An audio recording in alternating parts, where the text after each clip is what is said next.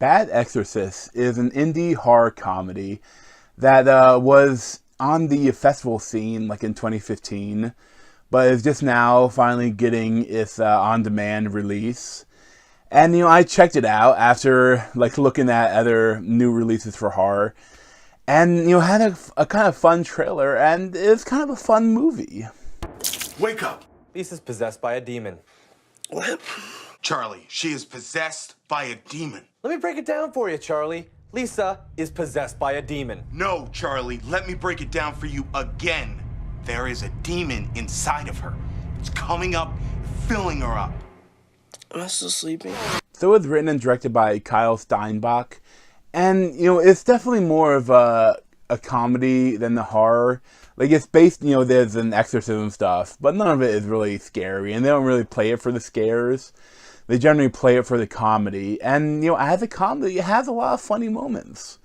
There's some times where like they tell a joke and the timing isn't quite right, and there are the times where like I was thinking that it would be funny if they did that, instead of what they are doing.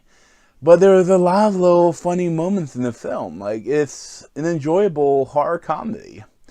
It's relatively by the numbers, but it's basically that these three friends, they're in a film club and they want to make a film for this horror festival coming up, and they're in like some sort of Catholic school, and the one teacher is writing a book about exorcism, and she has this like really old book about it, and they steal the book and they want to recreate the exorcism on this one hot girl. And they don't realize that if the person isn't possessed by a demon, that when they open the gate, a demon can come in and possess her. And it's kind of a cool idea, and they do some cool stuff with it. And what happens because of this, the snowball effect. There's a lot of funny moments from it. They will say, like, there's other stuff where, like, the one character has this girlfriend that's kind of his girlfriend. There's some stupid stuff with that.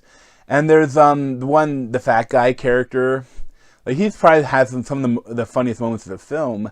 But at the same time, there's this one running joke about hip-hop something like that. It's like that hip-hop artists have create their own dances, and they don't have a monopoly on it.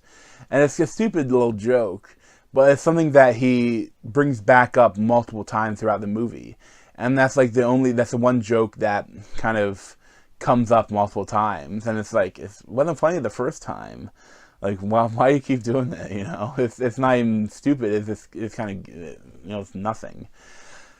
But, as a whole, I enjoyed it. It was a fun little, like, very indie movie. And, you can tell it's very indie and probably was filmed at a micro budget. But, it's not horrible. Like, nowadays and with modern cameras, you can get, pretty good cameras for cheap. And, I didn't notice really any problems with the filming or the editing. Again, the timing was a little off for some of the jokes. But as a whole, I really enjoyed it. Like I said, it's not a great film. But I'll probably give it like a 7.25 or 7.5 out of 10.